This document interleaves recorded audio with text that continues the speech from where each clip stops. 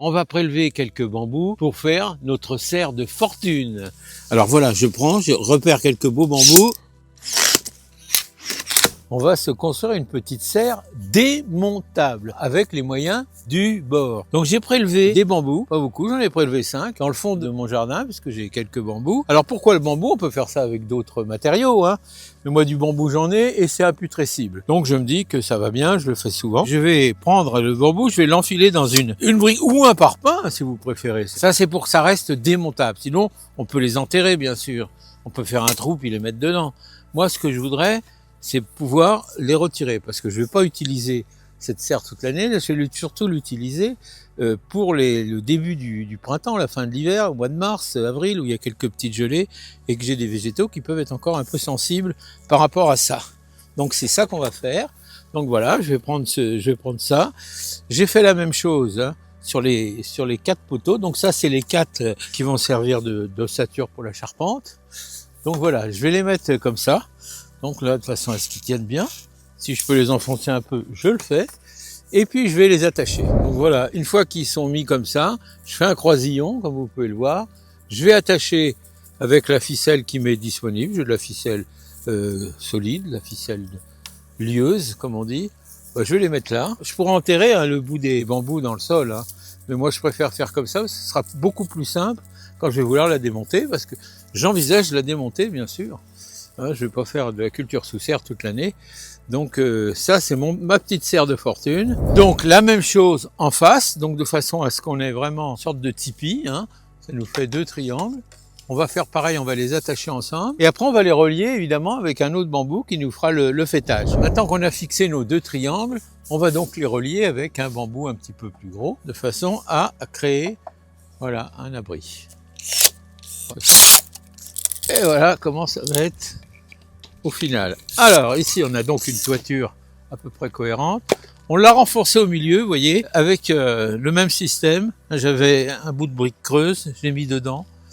Pourquoi tout ça? Parce que ça, quand on va voir le démonter, ça va venir tout seul. Hein. Il n'y aura rien d'enterré. Et là, vous voyez, ça tient quand même pas mal.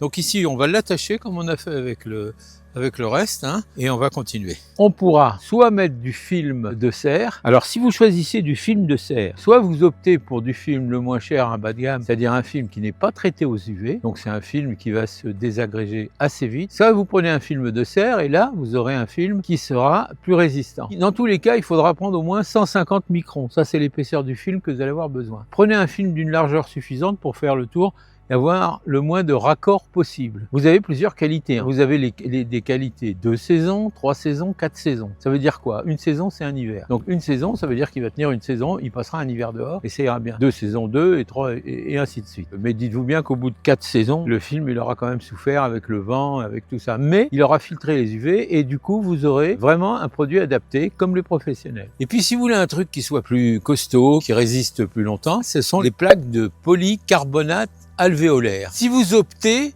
pour les plaques de polycarbonate alvéolaire, alors là, c'est bien parce que vous avez une double cloison, vous avez une longévité qui est meilleure, évidemment, que par rapport au film. Ici, il faudra les mettre, alors après, il faudra trouver des systèmes de fixation.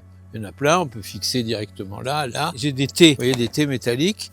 Donc je le mets, ça sert de support et en même temps de recouvrement. Ce que je vous conseille, soit vous avez des U en PVC, donc ça c'est le U en PVC, hein, donc je le mets là. Alors pourquoi je fais ça?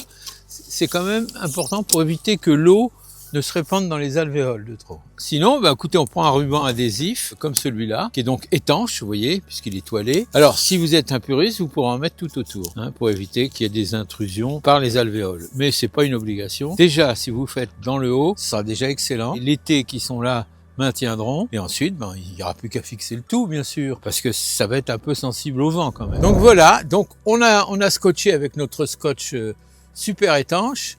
Comme ça, on sait que ça va pas bouger. Et là, ça bouge pas. L'ossature tient bien.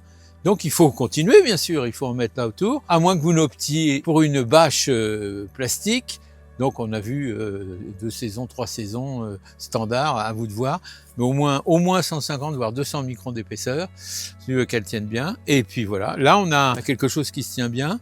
Et si on veut renforcer vraiment, empêcher par exemple le soulèvement, eh ben on peut mettre une planche de l'autre côté au pied. Je vais vous montrer comment on peut faire. Il est mis comme ça, on a des ferrantés ici, ça va très bien, ça va maintenir l'ensemble. Une planche dans le bas pour éviter le soulèvement si jamais il y avait beaucoup de vent. D'autant que de l'autre côté, c'est pas terminé. Mais une fois que vous aurez mis l'autre côté en place, l'ensemble sera solidaire, ça bougera plus. Il reste 2 points. On l'a ouvert vers le sud. Pourquoi? Parce que c'est la partie la plus intéressante pour nous. On va condamner le nord, certainement avec une bâche. On verra. En attendant, la base, c'est celle-là. Donc, on met du polycarbonate de chaque côté et on laisse ouvert. Pour l'instant, on peut laisser ouvert. Sachez que sous le polycarbonate, ça peut chauffer un peu fort, hein. Donc, quand il y a un rayon de soleil, ça se démultiplie. Donc, si vous avez bien pris le soin de laisser ouvert, ça sera de toute opportunité pour les plants que vous mettrez en dessous. Bien sûr, s'il n'y a pas de protection contre le vent, il faudra renforcer quand même toutes les fixations avec du lien comme ça, vous voyez. C'est du lien pour les fils électriques, etc. Du serre-joint, en fait, on appelle ça. Et donc, on va les mettre comme ça, vous voyez. On va les fixer à l'ossature, ce qui va nous donner justement une résistance, vous voyez, tout à fait solide. Alors, on va laisser les 2 pignons ouverts pour l'instant, parce qu'on n'a pas besoin de plus. On laisse le vent circuler. Quand on passera à la phase où on mettra des végétaux, tout dépendra des végétaux qu'on voudra mettre dedans. Si c'est du végétal qui craint les courants d'air, à ce moment-là, on fermera. On a encore des plaques, on fermera les bouts. Mais pour l'instant, on peut tout à fait hiverner dans ces conditions-là, dans cette structure. Alors, vous voyez, c'est une structure souple, légère, très économique. Si ça vous inspire, eh ben, je vous invite à en faire autant. Il n'y a pas de droit d'auteur.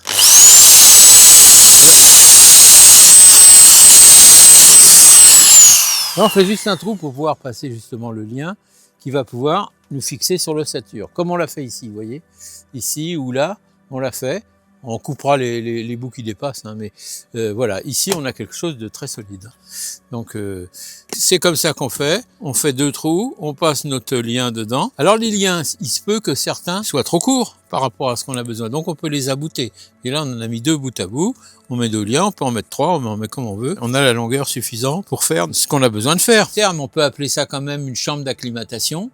Moi c'est important, vous savez que j'ai fait les semis au chaud. On va y repasser un petit peu avant de terminer. Les petits pois, ça craint pas le froid, mais ça a quand même été, ça a germé au chaud. Donc, avant de se retrouver en pleine terre et que la terre soit prête à les accueillir, mais en tout cas, c'est quelque chose qui tient bien au vent, qu'on a fixé, comme vous voyez, avec les fameux serre-joints, etc. Et donc là, on a quelque chose qui tient la route. Je vais vous montrer les petits pois qui vont venir ici. Donc, comme je vous le disais, les petits pois qui donc ont germé dans les godets, avant d'être plantés dans le sol, vont passer par notre espace d'acclimatation, notre petite serre qu'on vient de construire, comme vous l'avez vu. On va les mettre là et on va les laisser se fortifier, s'acclimater un petit peu à la fraîcheur. Bon, ils sont là à une température qui est quand même, mais qui n'est pas négative. Il est possible qu'en bas, il y ait des températures négatives. C'est pas gênant pour le petit pois, mais il faut y aller progressivement, comme toujours, hein. Bah écoutez, voilà ce que je propose, hein, que ces petits pois là, ces petits pois deviendront grands, bien sûr.